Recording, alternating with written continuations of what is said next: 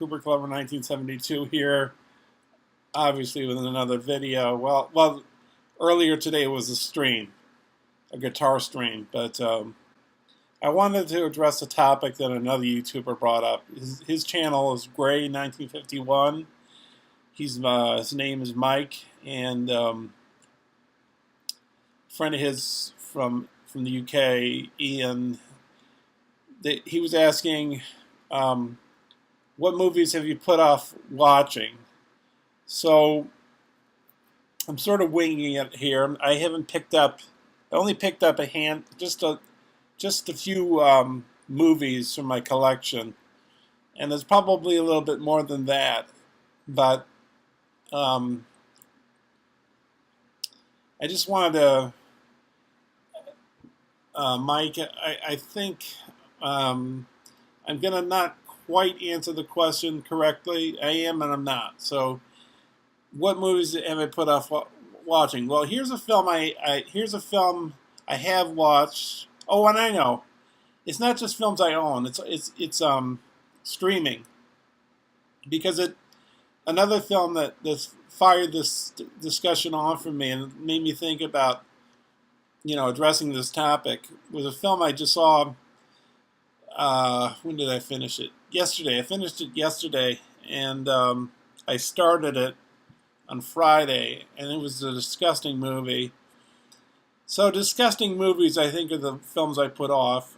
Films that are depressing, films that have, well, I mean, I guess, Mike, maybe you like depressing movies, but like you were talking about Schindler's List, and I love Schindler's List. It makes me cry at basically every time I watch the ending. It's a really, I well up in tears. And there's a few other movies that do that for me, like It's a Wonderful Life, the ending of that. What other movies?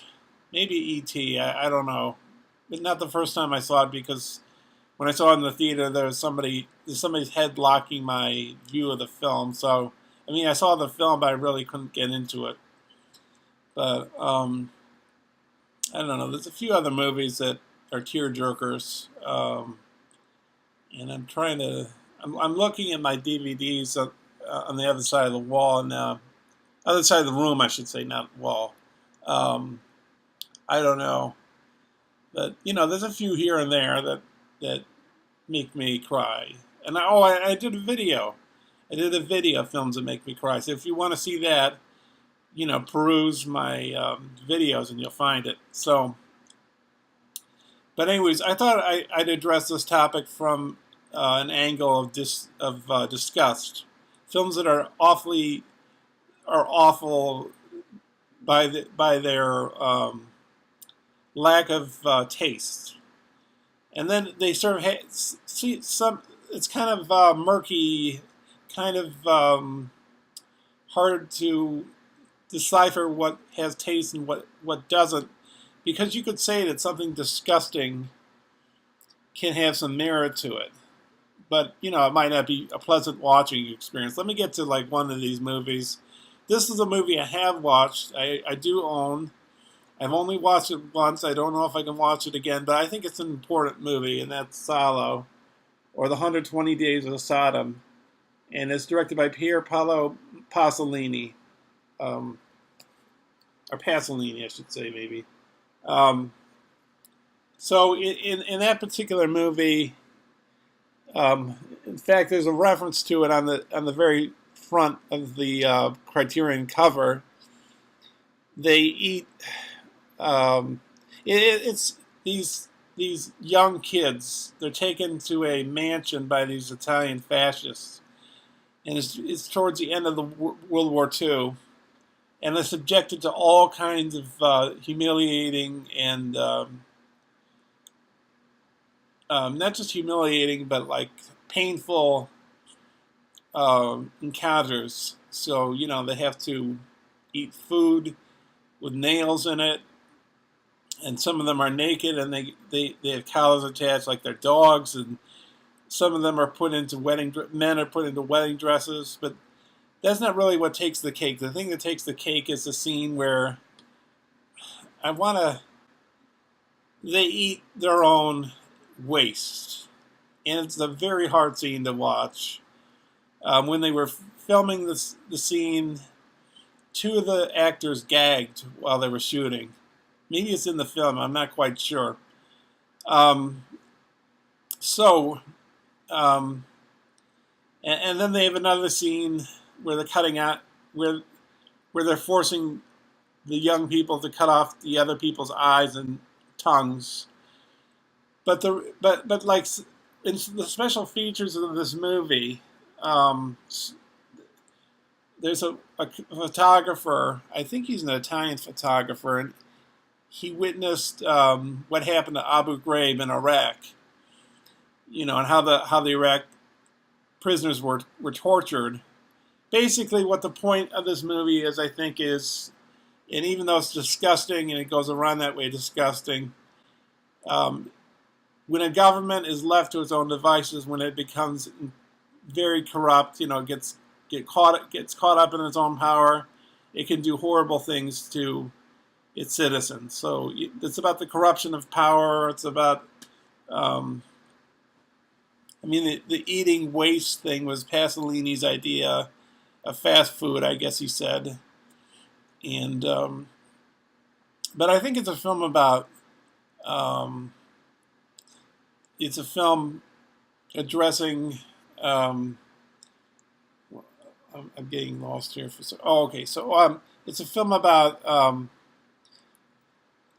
when the powers that be can do anything they feel like doing, and there's no checks on them.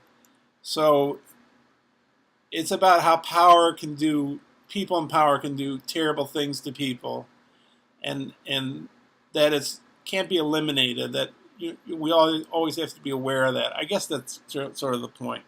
So, anyways, the two other movies. Well, technically it's four, but this is a box set. I've only seen one of these movies. I haven't watched I haven't watched a box set of it. I haven't watched a film that's in it that I've seen in a theater. The other two I haven't seen, but this is the Trilogy of Life by Pasolini as well. The only one I've seen is the Decameron, I believe. Or no, wait, I think it was the Decameron. And again, there was another scene with waste in it, in a different context, but it was kind of disgusting then. So I don't know as to, you know what? Now that I think of it, Pasolini made a movie called The Gospel According to St. Matthew. That's not disgusting at all. It's like one of the best low-budget movies I've ever seen. They use like towels for the, costumes of the actors, and they use like available locations that were around at the time, approximately around the time that Jesus was alive. And it's one of the best films I've ever seen about Jesus. The other one would be Last Temptation of Christ by Martin Scorsese. That is just a brilliant movie. And, Pasolini also, to add some interesting trivia to this, was an atheist and he was a communist. And by the way, when he made Salo, and he had just finished it, just before it was released, he was murdered. And to this day, they never brought up anyone on charges. Oh, and he was also a gay man. So I don't know if all those things, being a communist, being gay, he was an atheist. Did I say that? But anyways, all three of those things, the nature of his movies, or especially like Salo, like maybe he had enemies for that fact.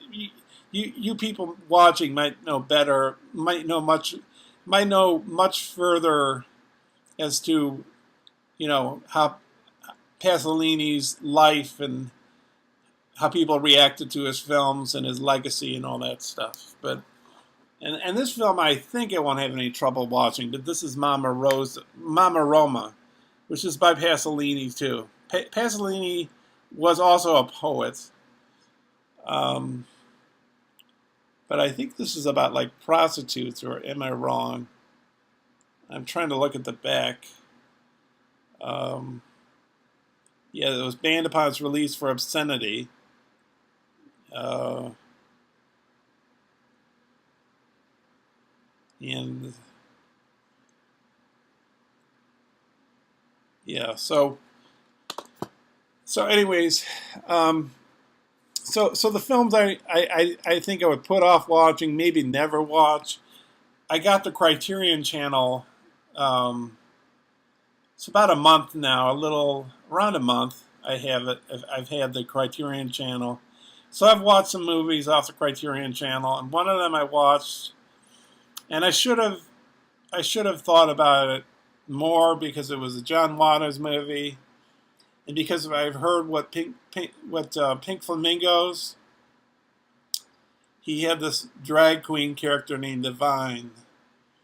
And in that particular film, Pink Flamingos, I've never seen it, and I don't think I ever want to, probably. But so for me, things that are horrible and mostly gory, I can take. But when it's disgusting, that's where I sort of draw the line. So um, in Pink Flamingos, there's a dog that goes to the bathroom, and the Divine character picks it up and eats it. So I don't think I could watch that. And so I did watch one of his movies, thinking I'm not going to come across that in this film. And I watched a film called Multiple Maniacs, which is in the Criterion Collection. For the most part, I guess I could get through it. I mean, it's controversial, and it's probably much more controversial when it came out. And it was like an underground movie, so I don't know if it got. I watched one of the special features that some of the movies on the Criterion Channel. They give you the special features that you would have on the disc, and some of them have commentaries you can watch on the channel too. And there's a commentary. There was some. I didn't listen to the commentary on Multiple Maniacs. I only watched a 4-minute video about it by I guess he's a guy that works for Criterion. But there's a few other videos. Like there was one on the disgust of the grossness of Multiple Maniacs, the disgusting,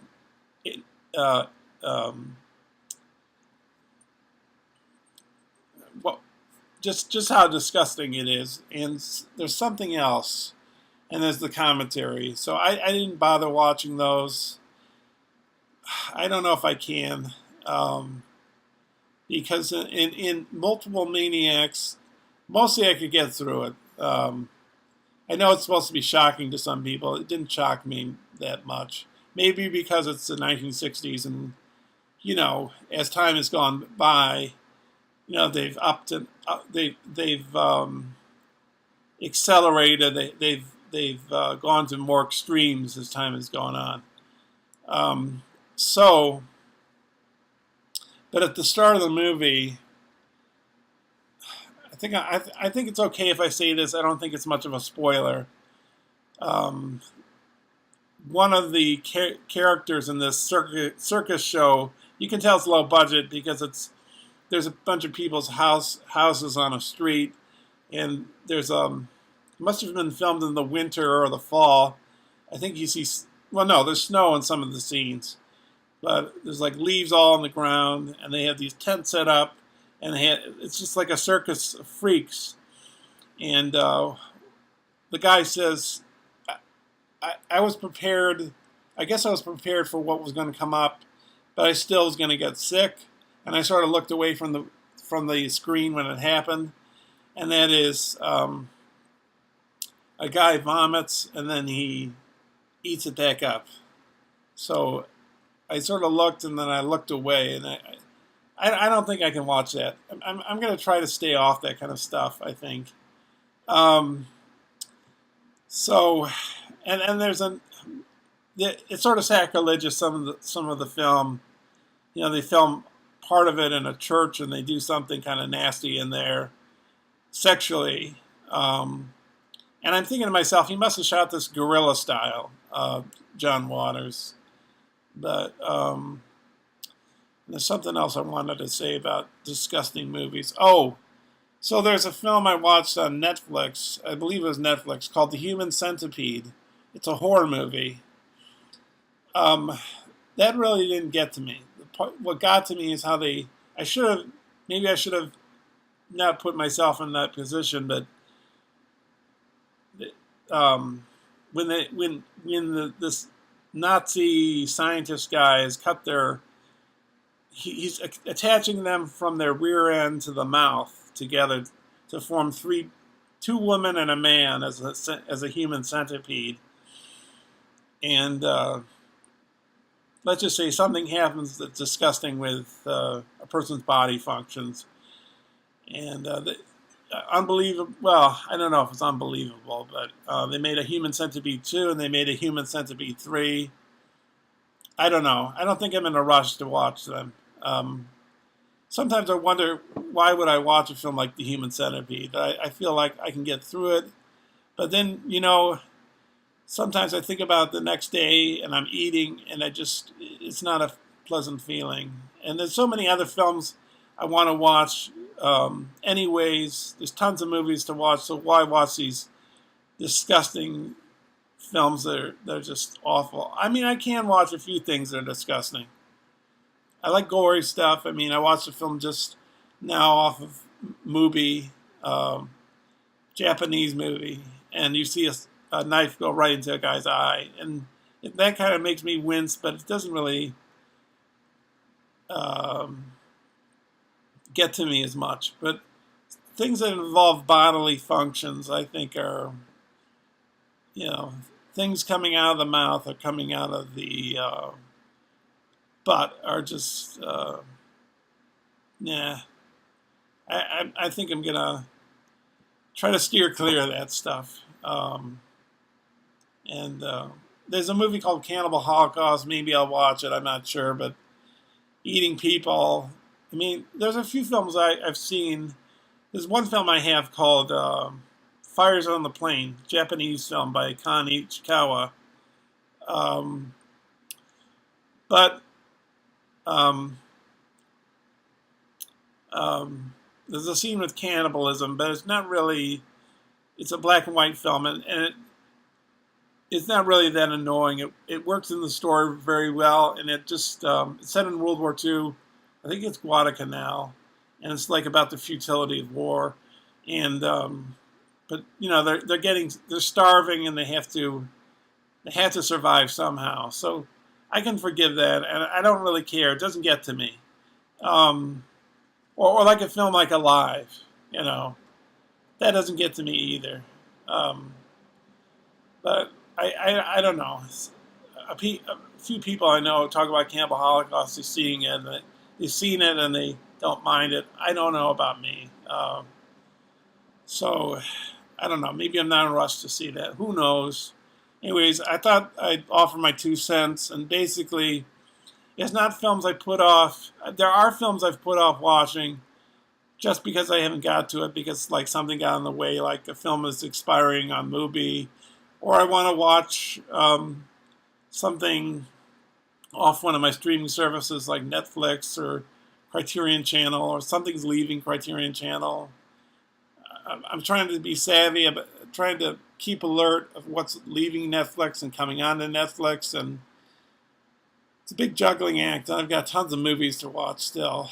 But yeah, I've bought a lot of movies, especially like Criterion's, and I've yet to watch all those. So, but they're on my to-do list, And there's also movies people have recommended to me, which I can pick up either streaming or at my library where I work, or probably also I might be able to get some of those titles in the city where I live. So. Yeah, enough chatter. That's my take, my 2 cents, and thanks for watching. Comments are welcome, like Mike says.